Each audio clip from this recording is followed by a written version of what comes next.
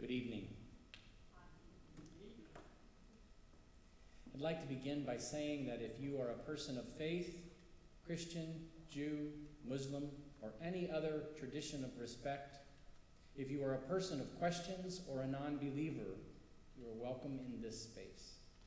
The God that I know is a God of wild, radical, queer love and welcomes each person as they are and where they are. I'm so grateful for your presence tonight. I'd like to start with two quick thank yous and an I'm sorry. I'll start with the I'm sorry. The program says summa cum laude, not magna cum laude, because of my fault.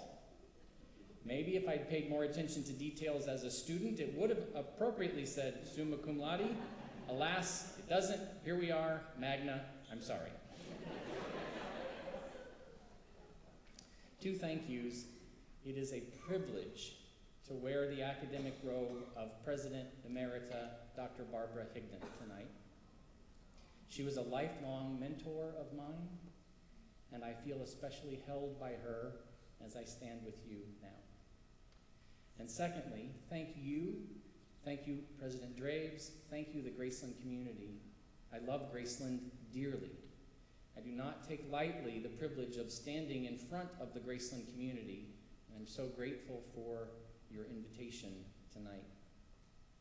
I'm going to be talking all about women. The world really doesn't need another man talking about women, but it's a privilege to do so tonight.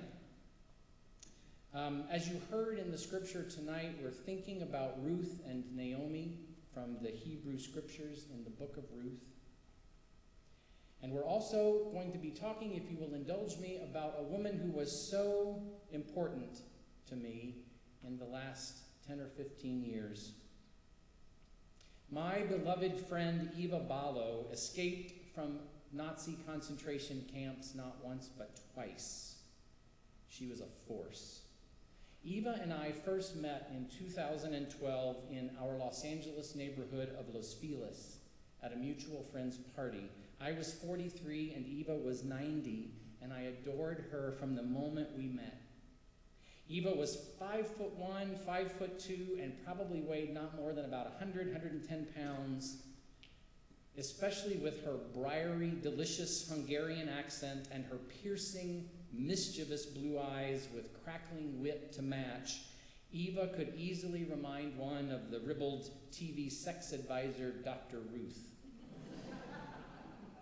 I have always treasured relationships with older folks, people older than me, because of their rich experiences and insights into life lived fully. Having been born in Budapest, Hungary, and survived the Holocaust, Eva had more than enough stories to keep me enraptured for hours. At the party where we met, Eva explained that she was seeking reparations from the Conference on Jewish Material Claims Against Germany for persecution she had suffered as a Hungarian Jew, but she was stuck in the process, mired in red tape, and she thought she would never see a Pfennig, a German coin. Eva, I said, having just met her, if I have one superhero power as a transactional attorney, it is cutting through red tape. I said, let's work together, and so we did, and in so doing, we became the closest of friends.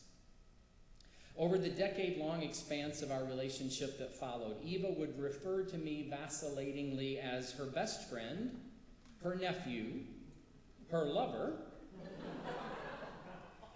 although I was too old for her, and my favorite, her grandson.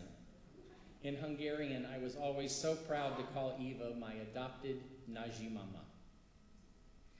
My thoughts today are about human connection and mutual vulnerability, and the sustaining web of interconnection formed by relationships that provide a network of life and love across which God makes the divine self known to all of creation. We know God in and through our relationships.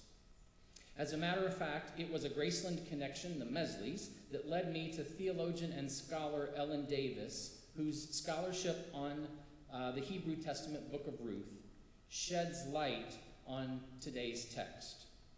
Davis points out that in the book of Judges, which precedes the book of Ruth, the judges were judging before the kings were crowned, and so it was a time largely led by men and not so great for women.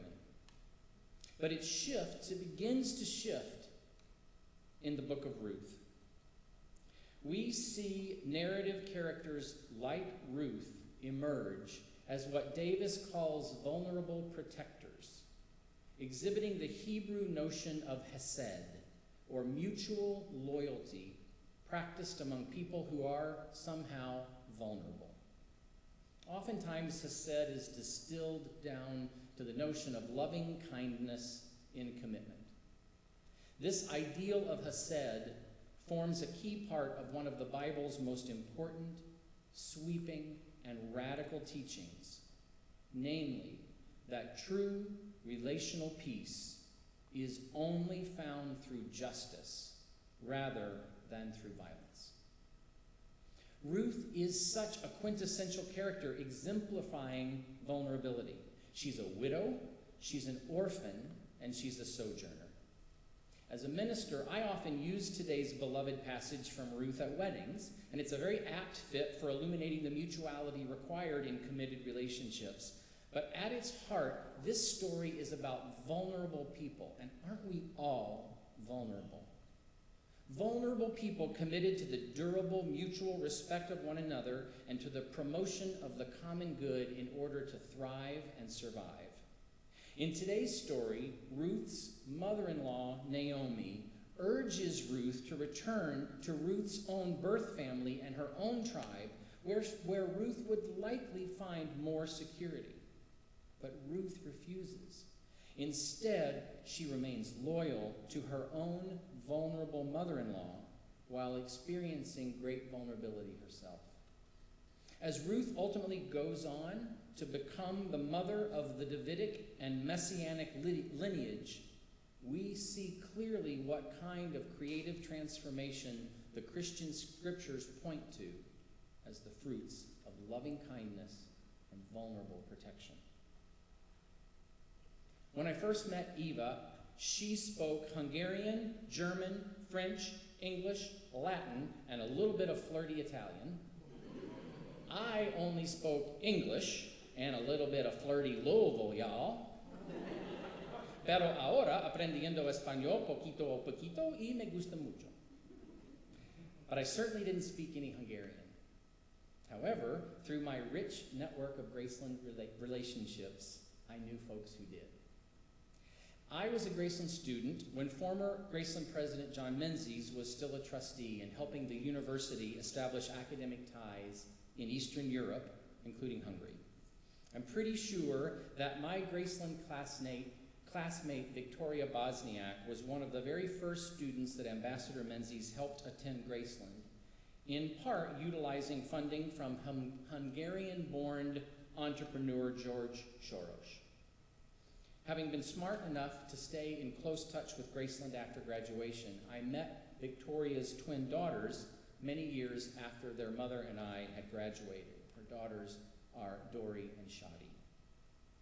As Eva's birthday approached each year, I would send, with the new technology of email, I would send text to Dory that she would translate for me into Hungarian and email it back to me, and then I would handwrite it on Eva's birthday card, carefully placing the many difficult accents and other diacritics of Hungarian, and give it to Eva on her birthday. Oh, how Eva loved getting a birthday card in handwritten Hungarian from an American. Those electric blue eyes of her would flash cube with delight as she checked my punctuation and criticized my spelling. I got to experience Eva so much more richly because of the network of Graceland relationships across which Eva and I had our friendship.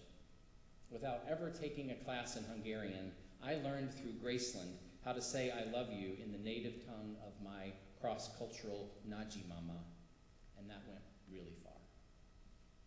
Ruth and her mother-in-law, Naomi, also learned to say I love you despite being from different cultures and different tribes. As the human family faces such destructive and unjust tribalism today, this is an especially poignant lesson about what matters to the sacred in international relations. The Holocaust is a powerful and horrendous example of what a society can do and become when it is devoid of loving kindness, when it fails in the protection of the vulnerable, or when it loses sight of the enduring principle of the worth of all persons. Racial, ethnic, and religious oppression, homophobia, misogyny, and other forms of discrimination, and climate collapse all demand that in order for us to survive, we must band together in the loving kindness of Hesed, informed by mutual vulnerability. We must admit that we are vulnerable in order to find and create our own protection. Eva was so impressed with my translated birthday notes that she asked for Dory's contact information so that she could send a thank you note to Dory, which Eva did, and then Dory responded. This led to a rich correspondence between the two women and the discovery that Eva's childhood apartment in Budapest was just around the corner from where Victoria, Shadi, and Dory once lived. From across many years and thousands of miles, Eva and the Bosniaks discovered that they were cherished neighbors. In another fantastic coincidence, we also learned that Eva grew up playing cards many nights each month with George Soros and his parents, who all called Eva Bocsi, which in Hungarian means the little cow. Eva assured me that there was much more loving kindness in that nickname than the translation might suggest. So many memories of Eva will never leave me. She and I were successful in obtaining reparations from the German government for Eva, largely as compensation for the time she was relegated to the Jewish ghetto in Budapest toward the end of the war. I will never forget the look on Eva's face or the tears pooling in her wise eyes when the first check arrived from Bonn. The amount was insignificant. What mattered to this profoundly strong woman was that someone had said, "We see you, we believe you, you were wronged, and you deserve amends." In a story for another time, I also will never forget, after many years of amazing stories, thinking I'd heard them all, when Eva said to me, sipping instant coffee at her dining room table casually, "Did I ever tell you of the time I saw Hitler?" The surprises and insights of sustained intimacy are rich and marvelous. In 1944, when the Nazis took occupation of Hungary, Eva was marched by the German army from the ghetto in Budapest to a small concentration camp called Kistarcha, outside of her hometown, with the soldiers telling the prisoners they were ultimately being taken to a work camp. When Eva realized that she and her fellow prisoners were not being fed, she also realized how unlikely it was that the Nazis were taking them to a place of work. Eva managed to escape from Kistarcha under the cover of night, but unfortunately was turned in by a family in the countryside, recaptured by the Nazis, and returned to Kistarcha. The second time took. Eva snuck out and under the cover of night made her way back to Budapest, and then out of the country by crossing into Austria, carrying little more than the clothes on her back, ultimately making her way to the US via the Eisenhower airlifts from Austria to Camp Kilmer in New Jersey. Although more than 70 of Eva's siblings and cousins and other relatives were put to death in Auschwitz, Eva started a new life for herself in America, founded her own accounting firm, and read the New York Times and listened to Bartok and Dvorak on a daily basis, dying a couple of years ago at the age of 98. A year or two before she died, I invited Eva to my house, and I invited 20 or 30 friends, and I interviewed Eva in front of my friends. We captured it on video. And at the end of this 2 or 3 hour interview, and there's Eva sitting in her St. John knits suit and her Ferragamo shoes. And I said to her, thinking that I was going to sum all of this up in this warm, fuzzy moment, I said, Eva, you have seen such horrible things in your life. You've lost your family. You've been persecuted for your religion, and yet you experience joy. You go to the Disney concert hall and see Dudamel direct Bartok. You read the New York Times. You love your dog Schnooky. How do you do it? Thinking that she would have this Disney advice for us. Eva thought for a moment and said, you never let anyone put their foot on your neck. Loving kindness doesn't mean you have to get pushed around. It means you live a life dedicated to respect.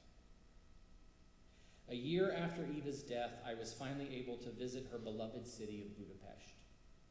The trip we had always planned to take together was not to be, but because of all of the information Eva had provided to Dori, which Dori passed on to her mother Victoria, who still lives in Budapest, Victoria and I were able to meet and trace Eva's life, first to the balcony of her childhood apartment, where she would stand at night to look across her beloved block, then to her Doheny Street synagogue, and even her favorite pie shop.